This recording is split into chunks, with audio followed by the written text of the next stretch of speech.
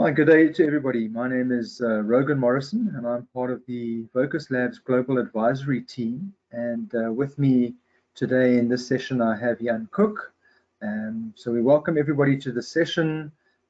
Just to let you know that the session is being recorded, and we trust that you will find the session very valuable for where you are in your organization. We do have some questions from some of the participants already, and we encourage you, if you do have additional questions, please put them in the questions bar in the section on the right hand side of your GoToMeeting webinar toolbar. We will also be running 2 polls during the process of this webinar, and we'll kick those off shortly. So Jan, maybe you can just give us the full screen there, and we can kick this webinar off. Sure thing. Thank you, Rogan. Hi, everyone. My name's Jan. I'm Practice Director for the UK, part of the Global Advisory Team with Rogan. I'm very much looking forward to doing this session with you all today. Great. So just as I mentioned earlier, we do have some questions already, so we will get to those in time. Thank you. Great. Jan, next slide there. So digital access, that's what we're going to be talking about today. But before we jump into that, just a bit of an overview of our organization. I think it's important that people understand what we've been doing. If you can jump to the next slide there, Jan. So the company, VOQUZ Labs, and a bit of the products, if you just want to show, as an organization, really we do 2 things, and we specifically focus in the SAP space around license authorizations and compliance management. We have 2 specific solution sets that are add-ons to SAP. The first is a SAMQ, which is specifically tailored towards SAP license optimization and compliance, and making sure that your organization achieves the best financial outcome from its license engagements with SAP. And our other solution that we have linked to that is called SETQ, and this is specifically around ensuring that your SAP solution is well authorized, any segregations of duties and the compliance sets related to it are covered. And we have a global organization stretching right from the far east part of the globe all the way through to the west coast of the US and everything in between. So we're well covered for anybody who's sitting in any region in the globe. Okay, yeah, next slide for me, please.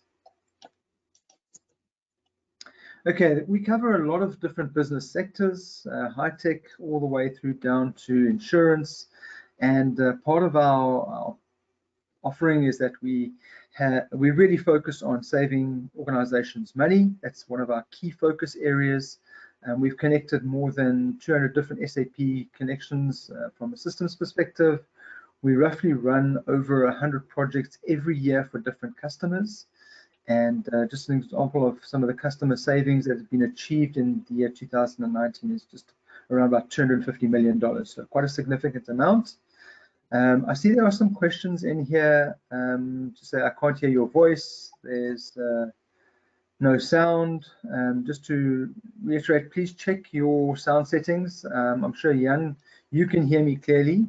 Yes, please. I'm not sure.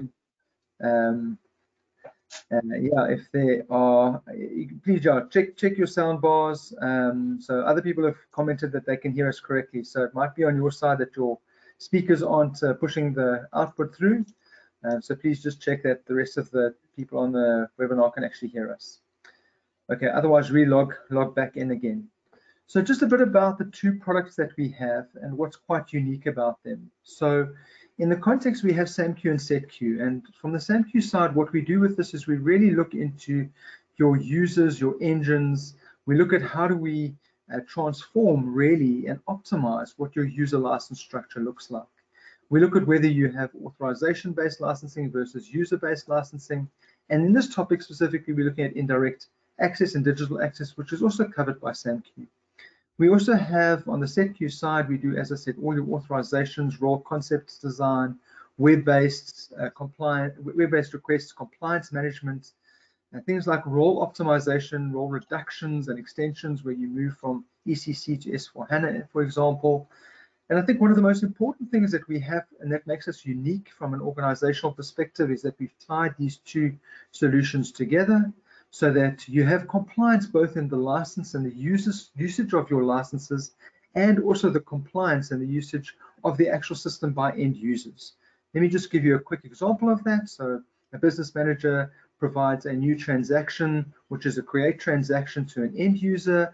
In doing so, it automatically can notify you in the SAMQ solution that you actually are now creating that user as a higher user license type, moving from limited professional to professional, for example. So it checks whether there's compliance in the inventory to see whether or not this person does have a license available to them to use. So we combine that. That's very unique, and you don't find that in many solution sets. Combined with our two solutions, we have an advisory capability which has very deep-seated knowledge in both areas. So we look at things like helping organizations do cost reduction, specifically as we're speaking today about indirect access evaluation and digital access evaluation, looking at how many documents organizations create and which is the best model for them to use going into the future. We help customers with a lot of license audits, as well as S/4HANA contract migrations in the context of SAP License Advisory, and then on the authorizations and the compliance side, helping them with concept redesign, creating a single authorization concept across your entire SAP landscape. And we also have a look at security accesses and S/4HANA role migration. I know there's quite a few people who are saying, I can't hear you. So Thomas, I'm not sure why there isn't any other sound.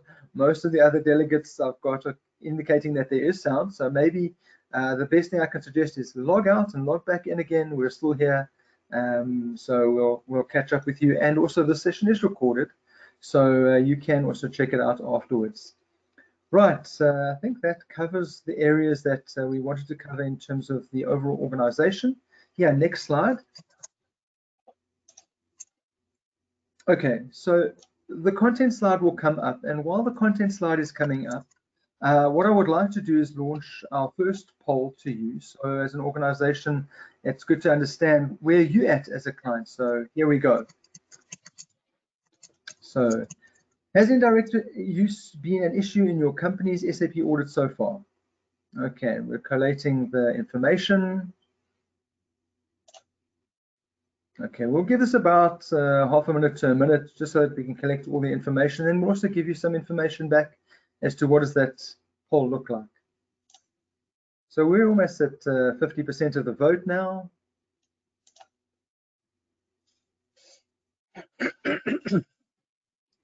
Okay, and I do see some more questions coming through. We will get to your questions as quickly as we can. Probably we'll wait to the end of it, but I will definitely run through the questions at the end, and Jan and I can handle those. So when we get to about 75%, Jan, then I think we can at least, or 70, 80% if it doesn't go higher, we'll close off the poll. Yeah.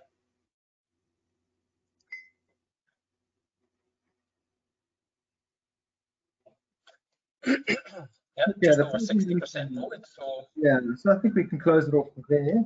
So just in context, 61% say no, and 38% say yes. So quite an interesting piece of information in terms of that SAP are starting to, in our view, wrap up the issue around indirect access. Let's close that poll. Okay, and Jan, I think we can just share the second poll as well at this point in time before you launch into the actual overall presentation. Yeah. So in this, the Digital Access Adoption Program is a promotional program of SAP. Do you know its exact contents? Mm. Okay, well, very interesting. Early indications are quite clear. There's a vast majority saying no. Jan, we're getting a bit of a low voice quality there. Just have a look there quickly to check that everything is running smoothly on your side. Sure thing, hold on. Here we go, that's much better. Yep. Thank you, Rogan.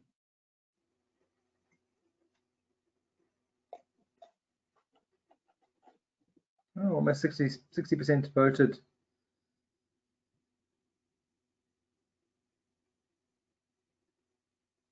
Yeah. Well, that one's a lot more telling. I mean, the last one, 2/3, voted that indirect access is an issue, but yet here over 80% of votes say that they don't fully understand the DAA program. So I guess everyone will be glad to know point number 3 on the content. We'll be going through that in a bit more detail to help you all understand the program. Yeah, and just before you launch in there, one of the suggestions from one of our participants is that we just give a quick highlight on the audio. You will see underneath the webcam audio, there's audio section underneath there. You can open up that audio and please select the relevant audio system that you're using, whether computer audio, phone call, or no audio. But you should be able to see in that section there a way in which you can select the microphone and your speakers. So please have a look under that little section under audio, and that might help you come right with the sound issues that you may be having on your side. Okay, good. Over to you, Jan. Yeah, well, maybe since the volume of questions, I'd maybe say after point 3, so once we've gone into the DAAP program, maybe that'd be a good point just to take stock and maybe answer some questions, and then we'll finish the rest of the presentation and do more Q&A at the end. What do you think, Rogan? Yeah, that's a good idea. Let's do that. Okay, well, hi everyone. So just going through a bit of a digital access timeline. So these are the key milestones and events that have impacted indirect access and digital access over time. So 2017, SAP drafts the initial white paper on digital access, addressing the issue and the need for a solution, a customer-driven or customer-focused solution.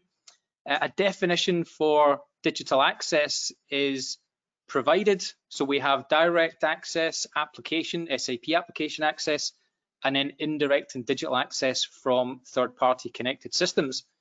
SAP defines digital access is a new way of defining or clearly defining indirect access for SAP. Later that year, SAP provides a passport note or support note for document counting. It's in the early stages and requires a lot of development. It's not necessarily accurate and requires a lot of manual consolidation. 2019, they launched the DAA program. So having defined the concept in more clearer terms, they launch a program to try and get customers to transition to this new model. SAP wants customers to abandon the old user package license model for licensing indirect use and instead move to a system of licensing indirect use via digital documents. Then you have the first full release of the passport tool. So that's a new updated method of counting, which is far superior to the support note, but again requires some tinkering to get the counts and the versions right.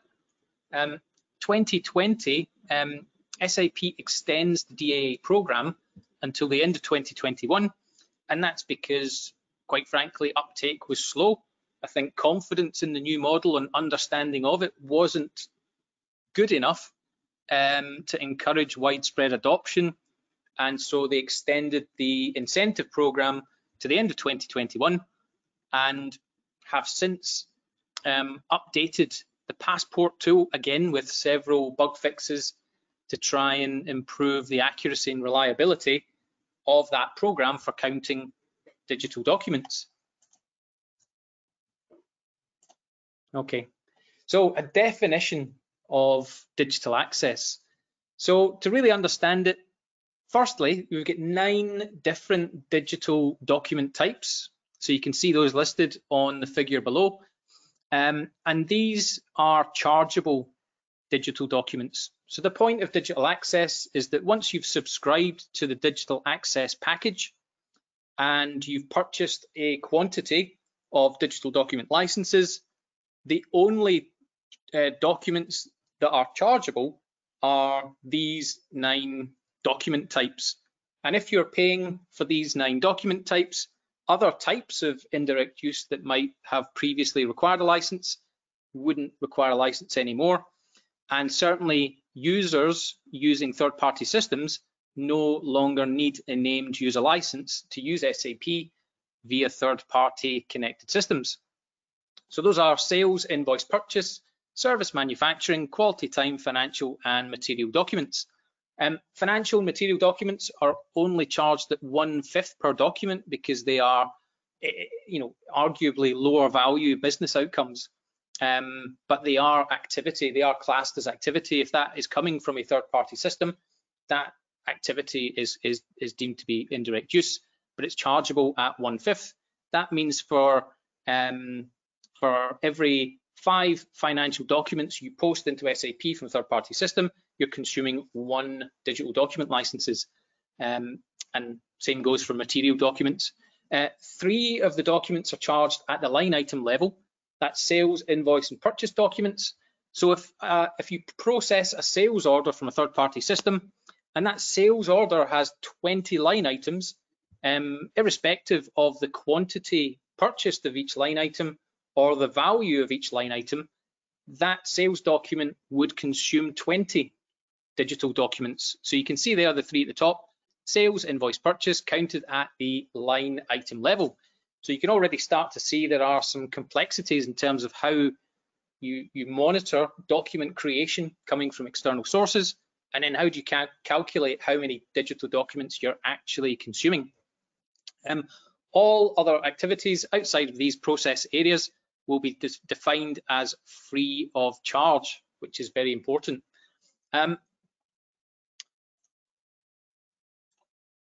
So the digital access model is optional.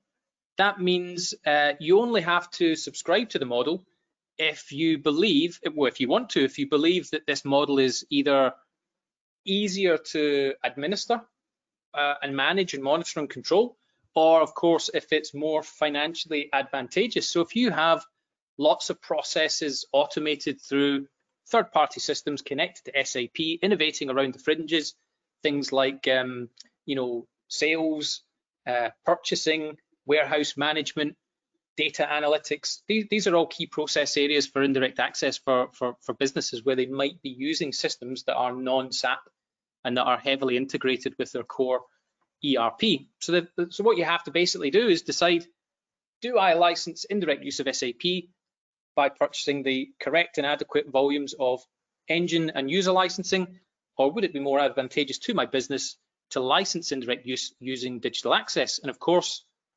if digital access is more advantageous, you have DAAP available for a short time to try and encourage migration over to that model.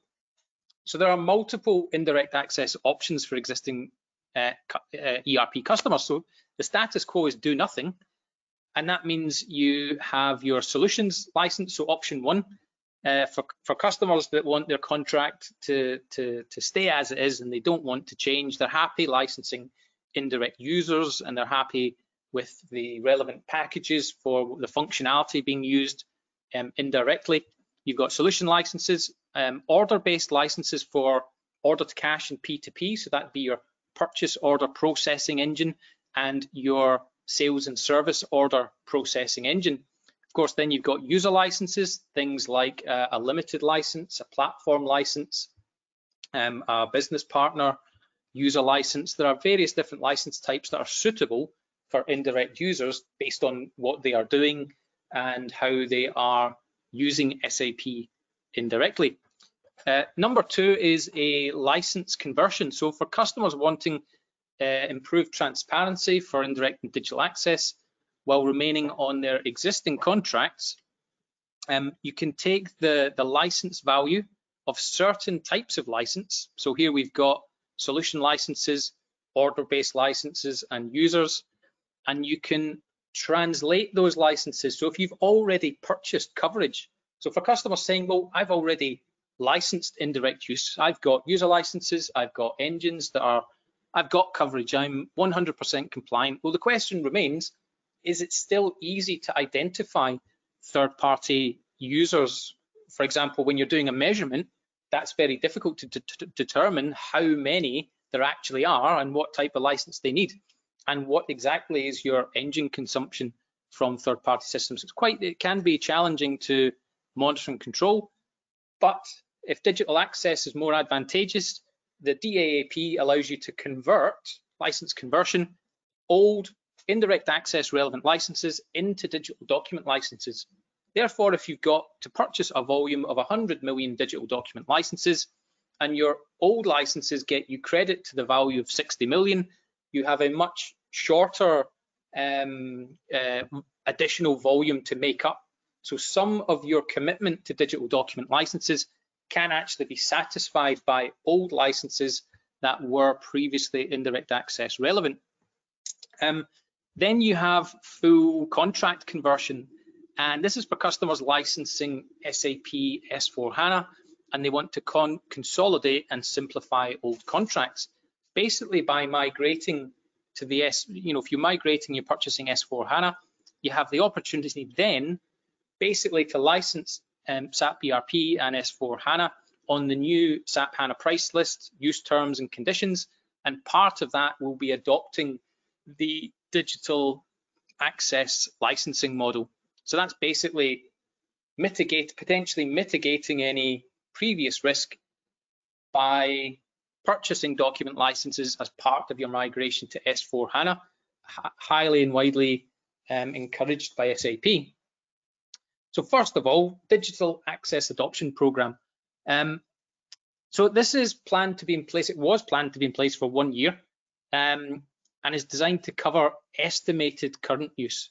So what we do, what SAP in essence do is they don't do a thorough investigation, but they would estimate current indirect access, and then they would translate that into digital document requirements.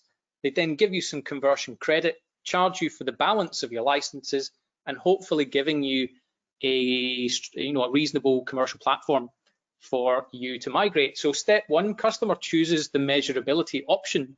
So A, customer and SAP Glass, the audit and compliance division, identify an estimated number of documents that are created through current indirect use.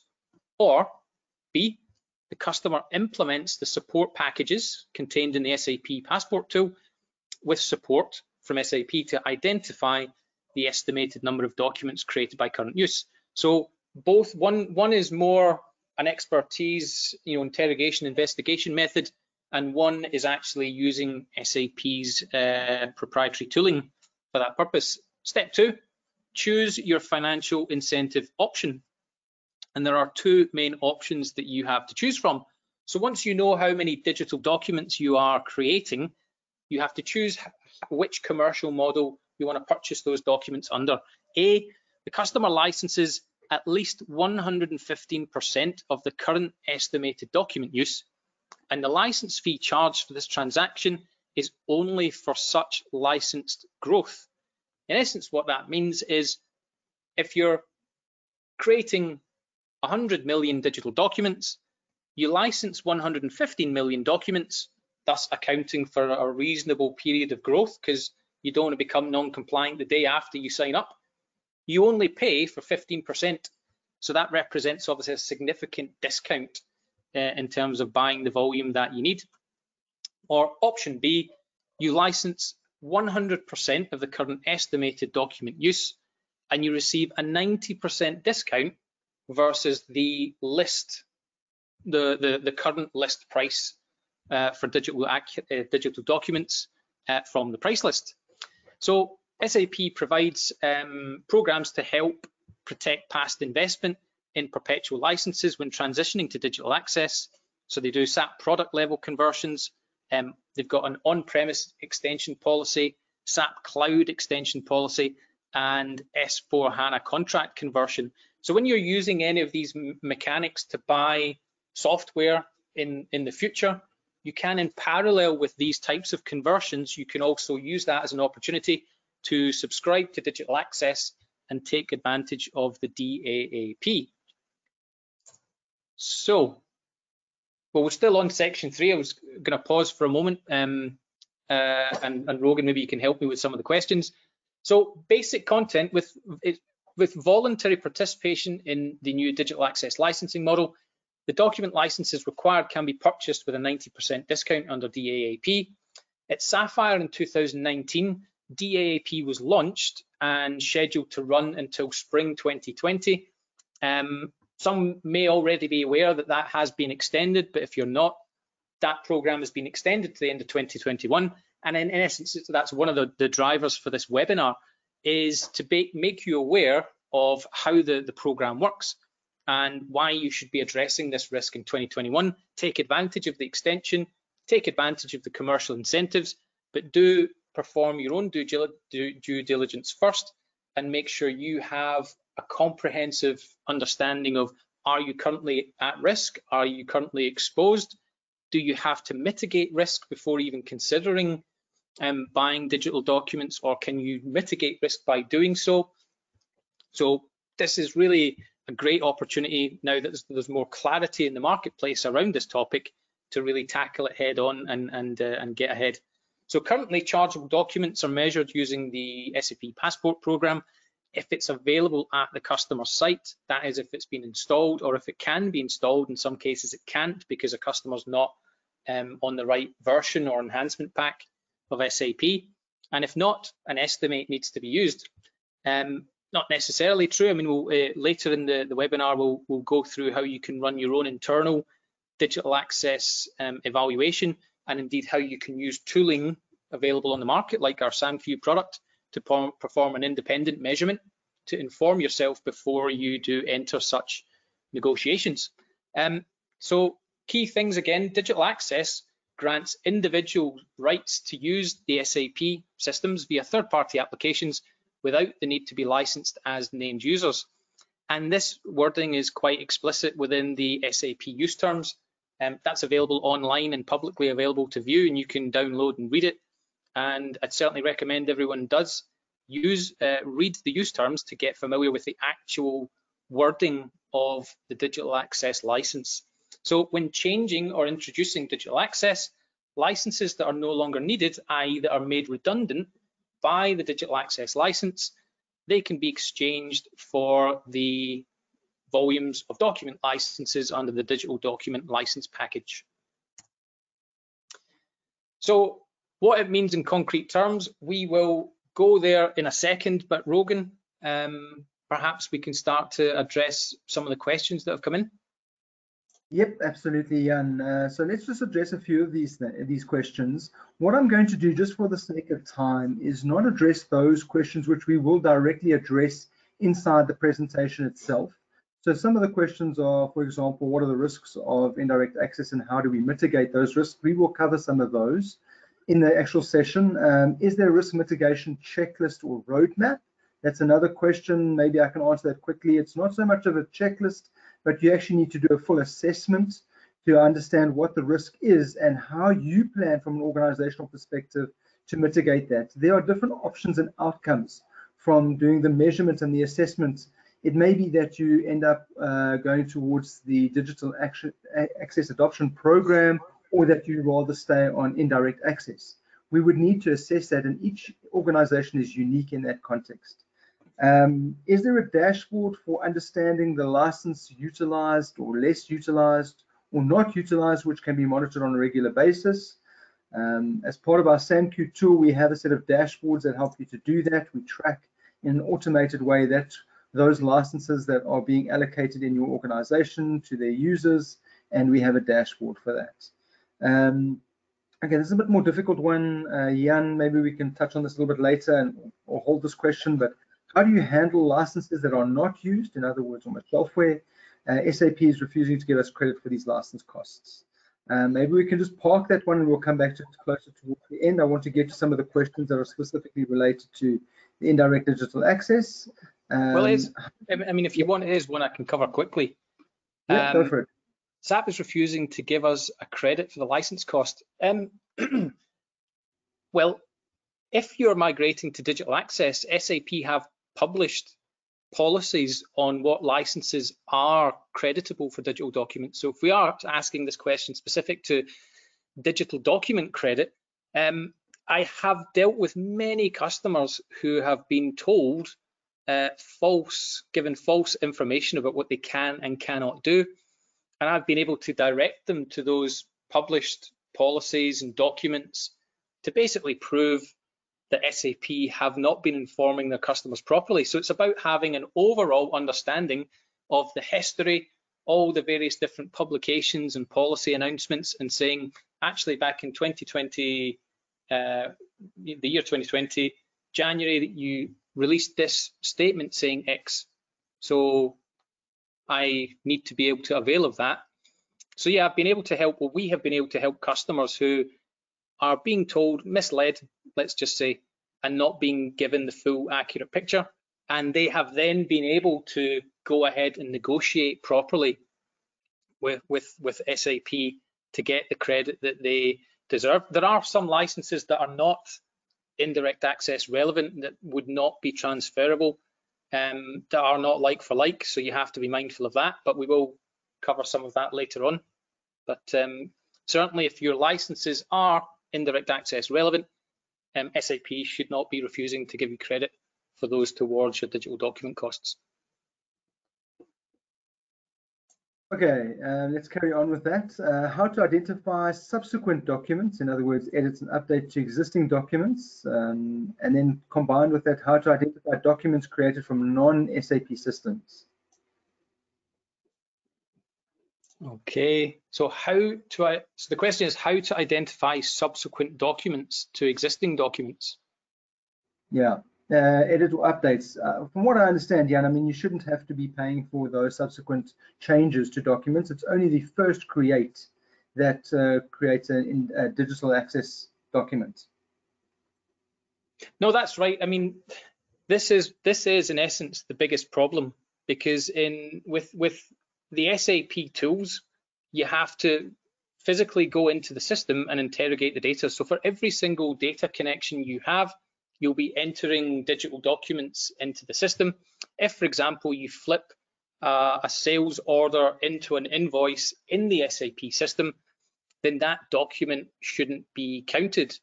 And of course, if you're using a software tool like SAMQ, you can run a digital access document count, which is actually documented on each of the target systems. So if you have ERP centrally, SAMQ actually gathers the document counts from each ERP system. It counts all the external connections in and only counts each document once. SAP have tried to mitigate this problem themselves by implementing the passport tool, which assigns a passport to a document, and then it can track and follow each subsequent document, but it doesn't work with 100% efficiency. So sometimes you do have to manually interrogate the data and basically look at if there's a high number of invoice creations and a similar number of sales order creations, you have to examine, did the subsequent document, was that a new document entered via a digital source, an external digital source, or was that sales order that came from a digital source flipped to an invoice in the SAP system? If the answer to that question is yes, then you can exclude all those documents from the count because they are subsequent to the sales order entry. Remember, digital access is only for documents coming in via external sources. So if the invoice is the sales order and the invoice are processed externally and are sent into ERP, both are chargeable. But if the invoice is flipped from a sales order in the SAP system from an order that came from an external source, then that would not be a chargeable document, and that would be a subsequent document and not chargeable. So hopefully that answers the question. And how to the next one, how to identify documents created from non-SAP systems. I'm going to have to stop you there, Jan. I think we should carry on with some of the presentation content, and that might answer some of the questions that people have. And I think then we can also provide answers. We've got all the questions here, so if we don't get to the questions, let us provide answers. The questions are coming in thick and fast here, so we might not get to everything if we don't carry on with the presentation set. So let's hold the questions for the moment. Let's see if we've got some time left over, and we can answer those questions at the end. Good stuff. Thank you, Rogan. I'll just close my pen. So what we looked at was DAAP in a bit more detail. We're now more familiar with the digital access licensing model itself. So what does that really mean in concrete terms? So number one, no user license is required. So it's now null and void. There is no user licensing associated with indirect use. It's digital documents only. If a license exists in the company for externally implemented changes, these user licenses can be returned under certain conditions. An example would be service technicians who create or modify existing SAP documents and do this via a third-party application. These users would no longer need a license. Only the document created through the process or the transaction will be counted by SAP's passport. Number 2, only the creation of defined documents is chargeable. What that means is all other activities that are triggered from third-party systems outside these 9 document types is in essence free of charge. An example would be if an existing SAP document is processed externally by a third-party application that is not one of these 9 document types. For example, it could be an HR portal, and an employee wants to access payslip information from the portal that's integrated to SAP. Previously, if they hit execute or display payslip, and there's a synchronous call to the SAP system to bring them the data needed to form a payslip on screen, that would be chargeable under a named user license, whereas under digital access, that's no longer chargeable. There's no chargeable digital document associated with that use, and it wouldn't be chargeable. Number 3, in future, digital access documents will be automatically measured as an engine measurement value. So what does that mean from a certain release status in the systems? This value will appear as cost relevant and must be paid. So what that basically means is SAP will measure digital access like an engine. It is sold as a software package, so it will be measured as one, and then you will be liable to pay any shortfall in document usage going forward. So it'll be audited like any other product.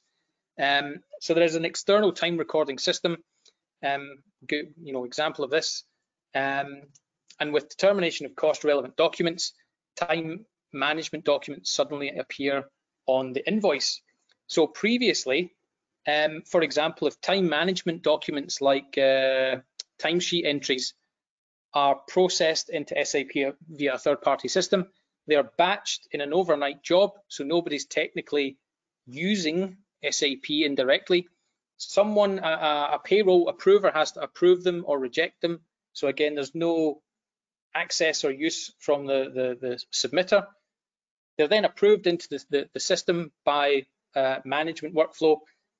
Those documents, there's no indirect use there, but these documents are then chargeable. So regardless of whether they're entered directly, indirectly, or via the end user, or via a workflow approval process, if they're coming in via an external source, they are all of a sudden chargeable under digital access. So you must be aware at all times when you adopt the program, some usage is made non-chargeable, but then other processes that were previously not chargeable under the user and package are suddenly chargeable.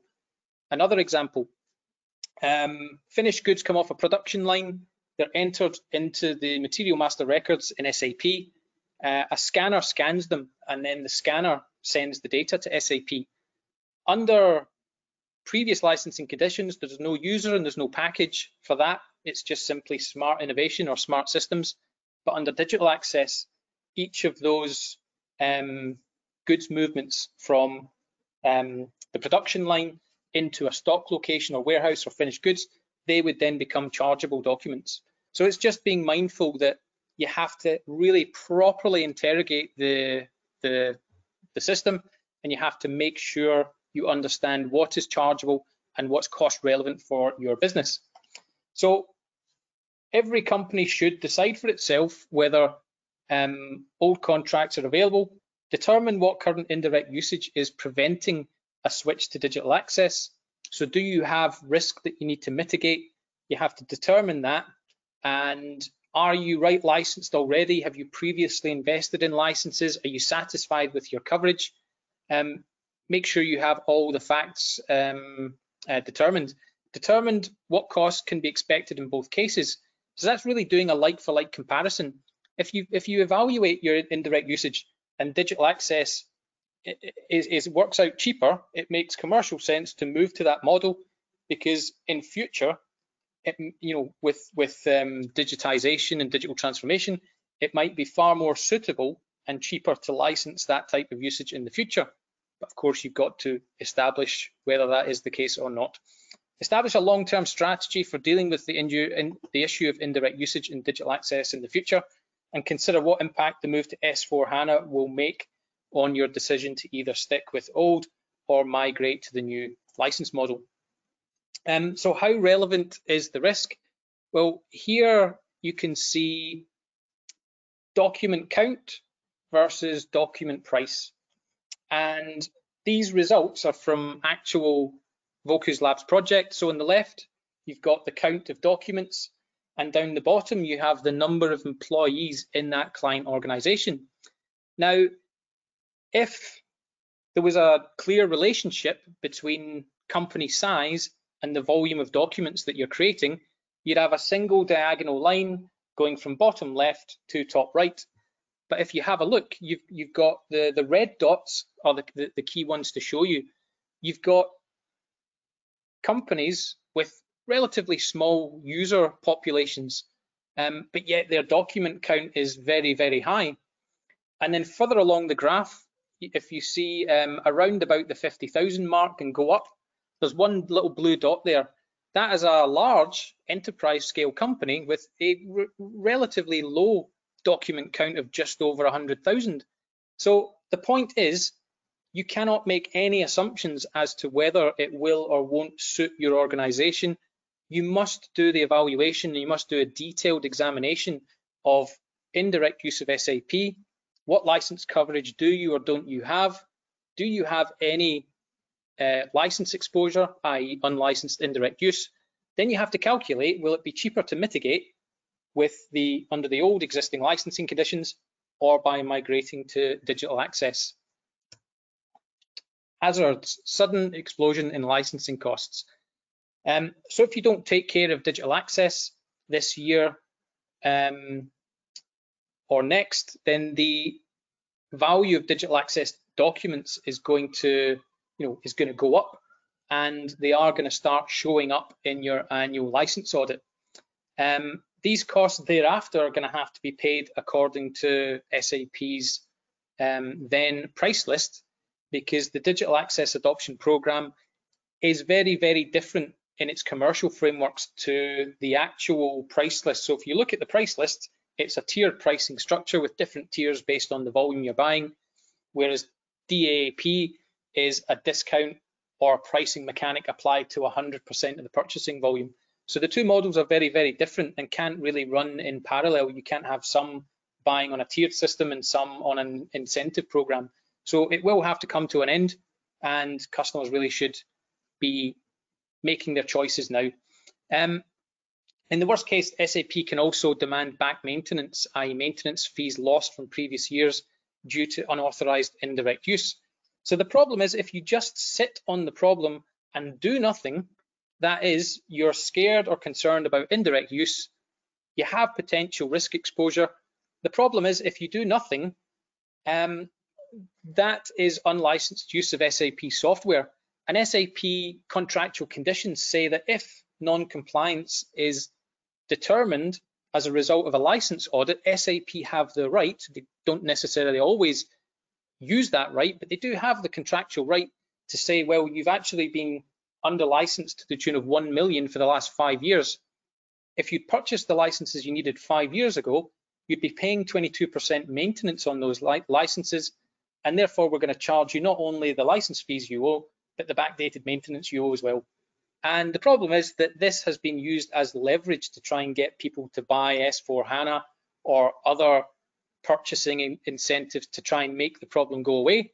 So you do not want to be caught flat-footed and subject to a license audit, subject to unnecessarily inflated licensing costs. Then you've lost all negotiations leverage, you lose the balance of power, and you literally end up scrambling to solve the problem, and you probably do so in a way that is significantly commercially disadvantaged if you would just address the problem proactively and look strategically about the best way of dealing with the problem. So, for example, with SAMQ, you can perform a detailed measurement of digital documents you can identify licensed use and unlicensed use, and you can quantify licensing costs before you engage in discussions with SAP. So that's the fantastic thing about having companies like VOQUZ Labs available. With the technology that we've got, we can automate the analysis using our tool. We can do it totally independently of SAP without triggering the passport measurement, and therefore we can do a full detailed evaluation. We can do a comparative cost analysis to say, well, here's your risk, and that's the cost based on today's licensing model, but this is the cost if you switch to digital access. And we basically make it very easy for you to determine as a business which direction you want to go, and we make it very clear and transparent what the costs are going to be. So where do these chargeable documents originate? The measured documents in the annual survey don't provide information about where they come from, which makes it difficult to interrogate the data. At the moment, the measurement of passport varies from release to release and are only partly incorrect. With the knowledge of where these documents originate from, it's possible to, for example, interrogate subsequent documents and remove those from the count. So this is currently a problematic area. Precise transparency as to where these documents come from should always be available. And with SAMQ, we've designed our solution to be transparent through the whole process. We got to watch out for double and triple licensing. So documents that are not created. We've got about 10-12 minutes left, so you need to crack on with some of these slides as well. Just keeping you safe. Documents are not created. You have to look at documents not created by technical users. Are these documents still being counted accidentally? So we have to look at dialogue users who are already licensed to create documents in the system, or even a dialogue user that creates documents from a third-party system. Those are already licensed under their named user license, and that's not a risk that needs to be mitigated, and those documents shouldn't be counted. If this situation isn't transparent, an activity is licensed and paid for several times, and you are in essence double and tripling the license of certain usage, you have to make sure that use is licensed once and isn't double or overlapped by various different license types and license models. Any unnecessary dialogue licenses that can be exchanged for these documents are not recognized and remain in the license inventory, even though they are no longer needed. So SAMQ can uncover these situations. So SAMQ basically gives you transparency of these hazards, and we can react to them, and we can refine your digital document count and licensing risks accordingly. Third-party add-ons are also relevant for digital access in the SAP system. So according to the SAP definition, third-party applications are also indirect use. Documents that are created here are subject to a fee, even if they are created by an already licensed user. And it may even be possible to exchange these user licenses for digital access documents, provided that the processes are transparent. And SAMQ again helps you understand all of these different factors. And if you have licenses that are digital access relevant, you might have a high creation of digital documents, but you might also have a high value of existing indirect access relevant licenses. So you may find that your count's high, but your mitigation cost is actually relatively low by making the switch. And that's the kind of stuff that we help customers get to the bottom of. Metrics used instead of user licenses can be cheaper and more controllable. Digital access doesn't know any users, it doesn't count users, it doesn't consider them. This means that it doesn't matter who creates the chargeable document. This person doesn't need a license, even if it's done directly in SAP. Companies should compare how certain internal processes should be designed, either by licensed users or by a purchased document package. So you have to be clear for all your different various process areas, whether these processes are being fulfilled by users in the system, or if they are external processes, and which license is relevant in which process area. Document packages purchased until 2021, again, are available at a 90% discount. So what you don't want to do is buy 100 million worth of document licenses and leave, a certain percentage of redundant licenses on the shelf. You want to make sure you get credit for those, and you're really getting 90% discount on the remaining volume that you're purchasing. Return of user licenses. With the acceptance of digital access, it's possible to exchange unneeded user licenses for document packages. This does open up a unique opportunity to get rid of superfluous user licenses without switching to S/4HANA. So even if you're not planning to migrate to S/4HANA in the next 2 to 3 years, for example, you can use the license exchange to mitigate digital access. So you can license digital access along with ECC6 and Business Suite. So you can stay on Business Suite and you can license digital access as a way of licensing indirect usage if it is commercially advantageous to your business. If a company has many communications between external applications and SAP, this can lead to high costs without digital access. And that is if those external systems have a high user base. Look at the Diageo case. There was a high population of users, sales users using tablet devices processing orders into SAP, which is why the exposure was so high.